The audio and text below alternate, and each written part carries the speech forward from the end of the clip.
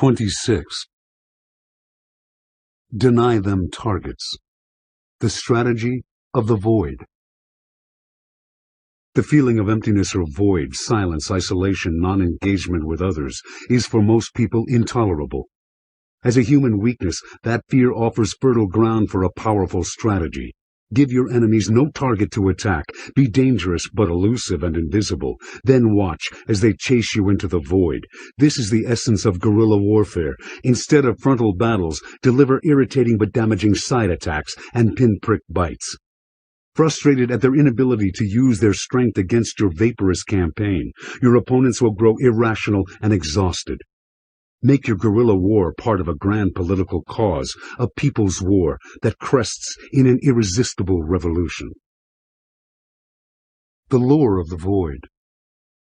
In 1807, Napoleon Bonaparte of France and Tsar Alexander I of Russia signed a treaty of alliance. But this treaty was unpopular with the Russian court. Among other things, it allowed Napoleon nearly free rein in Poland, Russia's traditional front yard. Russian aristocrats worked to influence the Tsar to repudiate it. Before too long, Alexander began to take actions that he knew would displease the French, and by August 1811, Napoleon had had enough. It was time to teach Russia a lesson. He began to lay plans for an invasion.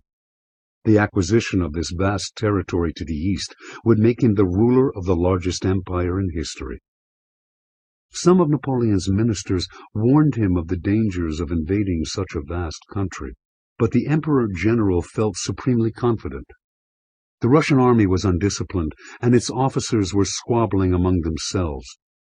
Two forces in Lithuania were positioned to block an invasion from the west, but intelligence had revealed that they were unprepared. Napoleon would march into a central position between these forces and defeat them in detail. He would ensure victory by mobilizing an army 3 times larger than any he had previously led. 650,000 men would march into Russia, 450,000 as part of the main attack force, the rest to secure lines of communication and supply. With an army this size, he could dominate even the large spaces of Russia, overwhelming the feeble enemy not only with his usual brilliant maneuvers, but with superior firepower. Napoleon may have felt certain of victory, but he was not a reckless man. His army would have to be as self-sufficient as possible. The distances were too great to have extended supply lines from Europe. But, given its size, that would require incredible planning and organization. To help provide for his army, Napoleon had vast storehouses close to the borders of Russia, filled with wheat and rice. He knew it would be impossible to provide fodder for the 150,000 horses of his army, and so, thinking ahead, he decided they would have to wait until June for the invasion, when the grasses of the Russian plains would be rich and green. At the last minute, he learned Russia had very few mills to grind grain into flour, so he added to his growing list the need to bring materials to build mills along the way. With the logistical problems addressed, and his usual well-devised strategy in hand, Napoleon told his ministers that he foresaw complete victory within 3 weeks. In the past, these predictions of Napoleon's had been uncannily accurate. In June 1812, Napoleon's vast armada of men and supplies crossed into Russia. Napoleon always planned for the unexpected, but this time, unmanageable difficulties began to pile up almost immediately. Rain, the bad roads, the intense summer heat brought the army's movements to a crawl. Within days, more than 10,000 horses ate rank grass and died. Supplies were failing to reach the forward troops fast enough, and they had to resort to foraging. But the uncooperative Russian peasants along the march not only refused to sell their food at any price, but burned their hay rather than let the French have it. The 2 Russian armies in Lithuania retreated too fast to be caught, and as they went, they burned crops and destroyed all storehouses of food. Dysentery quickly spread through the French troops. Some 900 men died each day. In his effort to catch and destroy at least part of his elusive enemy, Napoleon was compelled to march even farther east. At points, he came tantalizingly close to the more northern of the two Russian armies, but his exhausted men and horses could not move fast enough to meet or encircle it, and it easily escaped his traps each time. June bled into July. Now it became clear that the Russians would be able to join their two armies at Smolensk, over 200 miles east of where Napoleon had intended to fight them, and a mere 280 miles from Moscow. Napoleon had to call a halt and rethink his plan. Thousands of French soldiers had succumbed to disease and hunger without a single battle's being fought. The army was strung out along a 500-mile line, parts of which were constantly harassed by small troops of Cossacks on horseback, sowing terror with their bloodthirsty raids. Napoleon could not allow the chase to go on any longer. He would march his men to Smolensk and fight the decisive battle there. Smolensk was a holy city with great emotional significance to the Russian people. Surely the Russians would fight to defend it rather than let it be destroyed.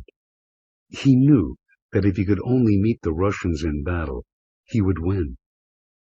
And so the French moved on Smolensk, arriving there in mid-August, their 450,000-man attack force reduced to 150,000 and worn down by the intense heat. Finally, as Napoleon had predicted, the Russians made a stand here, but only briefly. After several days of fighting, they retreated yet again, leaving behind a burned and ruined city with nothing in it to feed on or plunder. Napoleon could not understand the Russian people, who seemed to him suicidal. They would destroy their country rather than surrender it. Now he had to decide whether to march on Moscow itself. It might have seemed wise to wait through the winter at Smolensk, but that would give the Tsar time to raise a larger army that would prove too hard for Napoleon to handle with his own depleted forces. The French emperor felt certain the Tsar would defend Moscow, the very heart and soul of Russia. Once Moscow fell, Alexander would have to sue for peace, so Napoleon marched his haggard troops still farther east. Now, at last, the Russians turned to face the French in battle, and on September 7th, the two armies clashed near the village of Borodino, a mere 75 miles from Moscow. Napoleon no longer had enough forces or cavalry to attempt his usual flanking maneuver, so he was forced to attack the enemy head-on. The Russians fought bitterly, harder than any army Napoleon had ever faced. Even so, after hours of brutal fighting, the Russians retreated yet again. The road to Moscow lay open, but the Russian army was still intact, and Napoleon's forces had suffered horrific casualties. 7 days later, Napoleon's army, now reduced to 100,000 men, straggled into an undefended Moscow. A French marshal wrote to his wife that the emperor's joy was overflowing. The Russians, he thinks, will sue for peace, and I shall change the face of the world. In earlier years, when he had marched into Vienna and Berlin, he had been met as a conquering hero, with dignitaries turning over to him the keys to their cities. But Moscow was empty, no citizens, no food. A terrible fire broke out almost immediately and lasted 5 days. All of the city's water pumps had been removed, an elaborate sabotage to make Moscow still more inhospitable. Napoleon sent letters to the Tsar, offering generous terms of peace. At first, the Russians seemed willing to negotiate, but the weeks went by, and it finally became clear that they were dragging out the talks to buy time to build up their army, and to let winter grow closer. Napoleon could not risk staying in Moscow another day. The Russians would soon be able to encircle his now meager force. On October 19th, he marched the remains of his army out of the Russian capital. His goal was to get to Smolensk as fast as possible. Now those undisciplined bands of Cossacks that had harassed him on the road east had formed into larger divisions, guerrilla forces of 500 men, and every day they killed off more and more French soldiers. Marching in constant fear, Napoleon's men rarely slept. Thousands succumbed to fatigue and hunger. Napoleon was forced to lead them past the nightmarish fields of Borodino, still crowded with French corpses, many half-eaten by wolves. The snow began to fall. The Russian winter set in. The French horses died from the cold, and every last soldier had to trudge through the snow on foot. Barely 40,000 made it to Smolensk. The cold was worsening. There was no time to tarry in Smolensk. Through some deft maneuvering, Napoleon managed to get his troops across the Berezina River, allowing them a clear line of retreat to the west. Then, in early December, hearing of a failed coup d'etat at home in France, he left his troops behind and headed for Paris. Of the 450,000 men in his main attack force, some 25,000 made it back. Few among the rest of the army survived as well.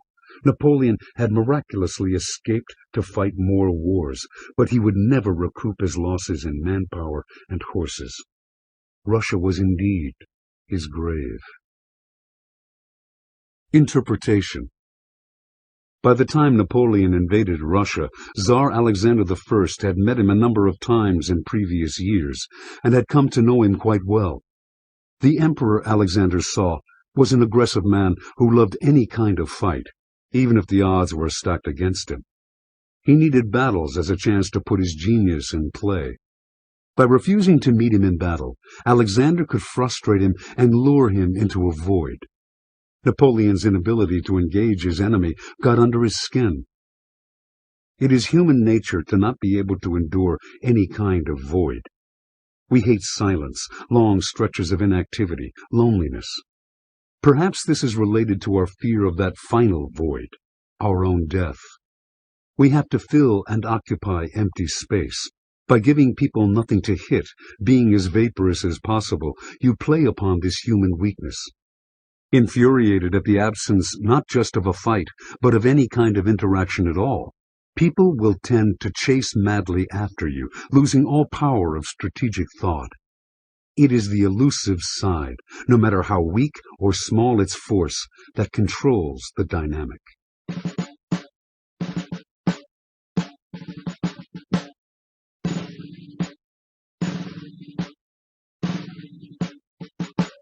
Keys to warfare. The power of guerrilla warfare is essentially psychological. In conventional warfare, everything converges on the engagement of two armies in battle. That is what all strategy is devised for, and what the martial instinct requires as a kind of release from tension. By postponing this natural convergence indefinitely, the guerrilla strategist creates intense frustration. The longer this mental corrosion continues, the more debilitating it gets. Napoleon lost to the Russians because his strategic bearings were pushed off course. His mind fell before his army did. Because it is so psychological, guerrilla strategy is infinitely applicable to social conflict. In life, as in war, our thoughts and emotions naturally converge on moments of contact and engagement with others. We find people who are deliberately elusive, who evade contact, extremely disconcerting. Whether because we want to grab them and pin them down, or because we are so annoyed with them that we want to hit them, they pull us toward them, so that either way, the elusive one controls the dynamic. Some people take this further, attacking us in ways that are evasive and unpredictable. These opponents can gain a disturbing power over our minds, and the longer they keep it up, the more we are sucked into fighting on their terms. With advances in technology that make it easier to maintain a vaporous presence, and the use of the media as both a screen and a kind of guerrilla adjunct, the power and effectiveness of this warfare in political or social battle are greatly enhanced. The primary consideration should always be whether a guerrilla-style campaign is appropriate for the circumstances you are facing. It is especially effective, for instance, against an opponent who is aggressive yet clever, a man like Napoleon. These types cannot stand lack of contact with an enemy. They like to maneuver, outwit, and out-hit. Having nothing to strike at neutralizes their cleverness, and their aggression becomes their downfall. This strategy of the void works wonders on those who are used to conventional warfare. Lack of contact is so outside their experience that it warps any strategic powers they have. Once you have determined that a guerrilla war is appropriate, take a look at the army you will use. A large conventional army is never suitable. Fluidity and the ability to strike from many angles are what counts. The organizational model is the cell, a relatively small group of men and women, tight-knit, dedicated, self-motivated, and spread out. These cells should penetrate the enemy camp itself. In most conflicts, time is a danger, bringing Murphy's Law into play. If anything can go wrong, it will. If your army is small and relatively self-sufficient, though, there is less to go wrong. And meanwhile, you are working to make sure that for the enemy, the passage of time is a nightmare.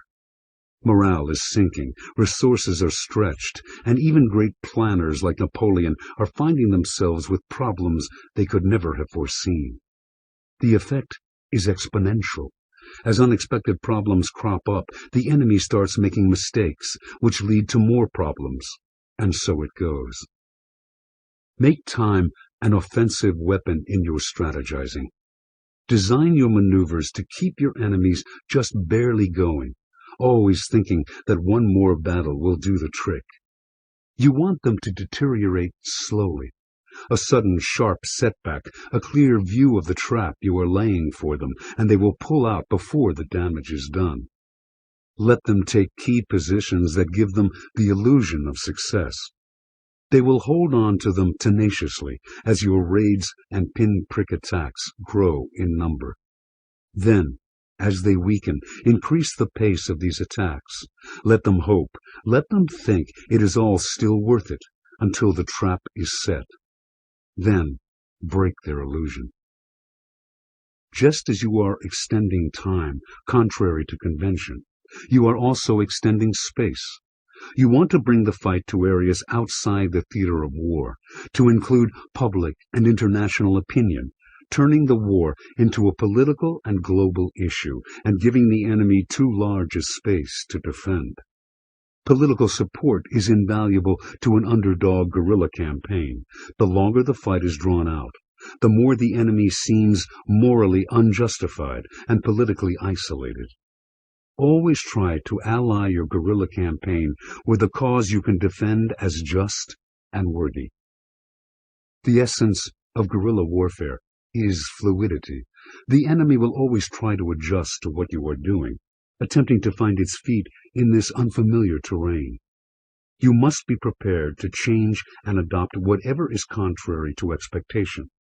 This might mean occasionally fighting in a conventional manner, concentrating your army to attack here or there, then dispersing again.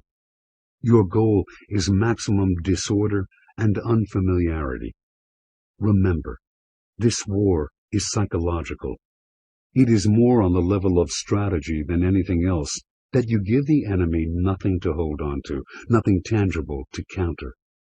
It is the enemy's minds that are grasping at air, and their minds that fall first. Reversal. A guerrilla strategy is extremely hard to counter, which is what makes it so effective. If you find yourself in a fight with guerrillas, and you use conventional methods to fight them, you play into their hands. Winning battles and taking territory means nothing in this kind of war. You need a quick, decisive victory over such an opponent. If this seems impossible, it is better to pull out while you can than to sink into the protracted war the guerrilla fighter is trying to lure you into.